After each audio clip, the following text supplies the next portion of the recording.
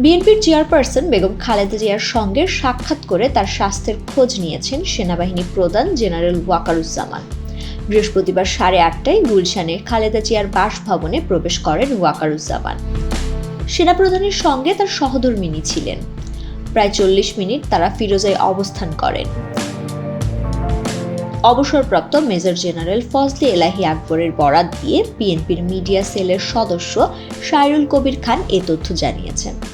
শায়রুল জানান, রাত 8:30টায় সেনাপ্রধান ফিরোজায় প্রবেশ করলে অবসরপ্রাপ্ত মেজর জেনারেল ফজলে এলাহি আকবর তাকে স্বাগত জানান। সাবেক প্রধানমন্ত্রী যেন দ্রুত সুস্থ হয়ে ওঠেন সে দোয়া করেছেন সেনাপ্রধান। চিকিৎসার জন্য আগামী সপ্তাহে খালেদা জিয়া লন্ডনে যাওয়ার কথা রয়েছে। আওয়ামী লীগ আমলে 2 বছরেরও বেশি সময় কারাভোগ করেছিলেন বিএনপি চেয়ারপারসন। 2020 সালের 25শে মার্চ আওয়ামী লীগ সরকার নির্বাহী আদেশে খালেদা জিয়ার সাজা স্থগিত করে শর্ত সাপেক্ষে মুক্তি দেয়। অসুস্থ খালেদা জিয়াকে বহুবার হাসপাতালে ভর্তি হতে হয়েছে। আওয়ামী লীগ সরকার তাকে বিদেশ যাওয়ার অনুমতি দেয়নি। ছাত্র জনতার অভ্যুত্থানে গত 5ই আগস্ট আওয়ামী লীগ সরকারের পতনের পরদিন খালেদা জিয়াকে শর্তহীন মুক্তি দেওয়া হয়।